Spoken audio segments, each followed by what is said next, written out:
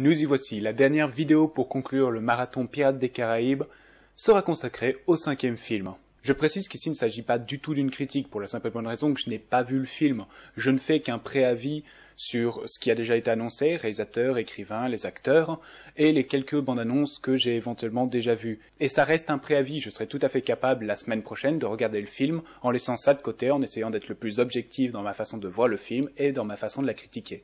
La majorité des gens disent que cette suite n'est pas du tout une suite qu'on attendait, là-dessus je suis d'accord. Par contre, il y a beaucoup de gens qui disent que c'est une suite qu'on savait pas du tout qu'elle allait arriver, et ça je suis pas d'accord parce qu'à la fin du 4, c'était clair et net, ils avaient déjà annoncé qu'ils voulaient faire un 5, même un film divisé en deux parties, donc un 5-6 à nouveau. Mais suite au fait que personne n'ait vraiment aimé Pirates des Caraïbes 4, ils ont décidé de tout à fait poutrer ce scénario qu'ils avaient déjà, qui parlait apparemment du trident de Poséidon, et ils ont retravaillé entièrement sur un nouveau script. Ainsi, le réalisateur du 4e film, qui était d'ailleurs prévu pour le 5e film, est viré, Rob Marshall, qui aura réalisé le très oubliable Into the Woods. Ted Elliott, qui avait écrit les 4 films jusqu'à maintenant, décide de quitter le navire, et il est remplacé par Jeff Nathanson, qui est toujours en compagnie de Terry Rossio. Alors j'ai vite fait quelques recherches pour voir ce que Jeff Nathanson avait écrit auparavant. Eh bien, il a écrit Catch Me If You Can. Ah.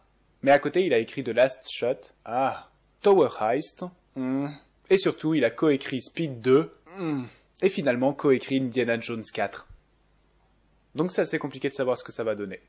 Les deux réalisateurs qui sont choisis pour remplacer Rob Marshall, parce que oui, ils sont deux, Joaquin Ronim, dont je m'excuse d'avance si je prononce mal son nom de famille, mais je ne sais pas du tout comment est-ce qu'on prononce le haut barré en norvégien, et Espen Sandberg, ces deux réalisateurs norvégiens qui ont jusqu'à maintenant toujours travaillé ensemble pour des séries TV et des documentaires, et un grand film, Kon-Tiki, qui était ma foi fort sympathique et probablement le film qui les a fait remarquer par Disney. Idem là, c'est dur de se faire une idée de ce qu'on va avoir. Ça peut être très bien des nouveaux réalisateurs qui vont apporter un vent de fraîcheur parce qu'ils ont plein de nouvelles idées, ou ça peut être des réalisateurs qui se laisseront tout à fait guider par les studios et deviendront indirectement des yes men.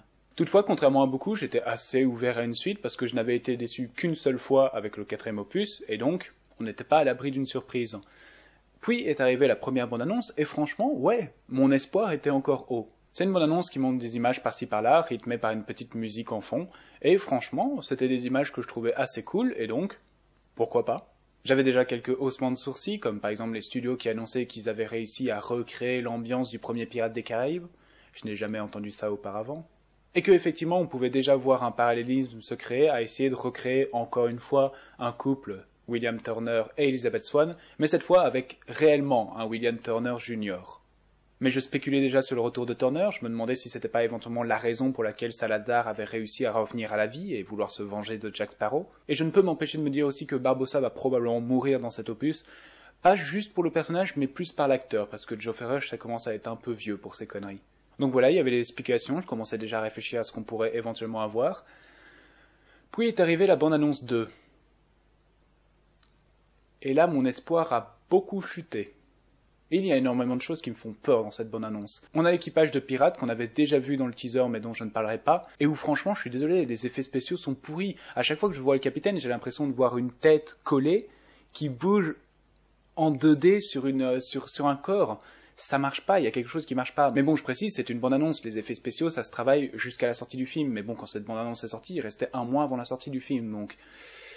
J'ai l'impression que ça va être très moche, et le fait que ses cheveux bougent autant et qu'il y a autant de choses qui bougent derrière lui, j'ai l'impression que ça va beaucoup déstabiliser pendant les scènes, qu'on sera plus occupé à regarder ses cheveux bouger qu'à écouter ce qu'il dit. Et alors, pour me rassurer sur les effets spéciaux gadget, est arrivée cette scène, un requin qui saute au-dessus d'un bateau, en slow-mo et en 3D. Vous le sentez la conception gadget? Donc je me sentais déjà mal par rapport à ces aspects du film, mais alors est arrivé l'humour, vu que dans cette bande-annonce il parle. Pas tant l'humour des autres, principalement l'humour de Jack Sparrow. J'avais abordé dans mon marathon que c'était compliqué d'apporter quelque chose de neuf à Jack Sparrow, de le faire évoluer, pour la simple et bonne raison que c'est un icône et que c'est très dur de changer le personnage sans que plusieurs personnes soient frustrées, voire se sentent trahies. Mais je suis désolé, c'est quoi cet humour? Jack Sparrow sans pantalon? Jack Sparrow qui s'endort pendant qu'on lui parle? Et c'est un problème que j'ai avec cette bande-annonce. Pour moi, ce n'est pas Jack Sparrow. Quand je vois cette scène... I'm so sorry, were you still talking? Je vois le Chapelier Fou, pas Jack Sparrow, et c'est pas le même personnage. Et donc à partir de maintenant, j'ai peur pour les effets spéciaux, qui sont quand même une grosse partie d'un blockbuster d'été, et j'ai peur pour l'humour, qui est quand même une grosse partie des Pirates des Caraïbes. Toutefois, je ne peux qu'espérer que ce film soit bon, j'aimerais tellement pouvoir racheter un Blu-ray Pirates des Caraïbes, mais ouais, c'est pas gagné. Maintenant, je répète que ce n'est qu'un préavis et je pense être une personne des plus ouvertes pour aller voir ce film, vu que, encore une fois, je n'ai été déçu que par le 4. Nous serons fixés la semaine prochaine lors de sa sortie et la critique sera sur la chaîne. Comme toujours, merci d'avoir regardé cette vidéo. Vous pouvez l'aimer, la partager, vous abonner à ma chaîne et la partager également. J'ai une page Facebook, Twitter dans les liens de description et je vous retrouve la prochaine fois pour une nouvelle critique.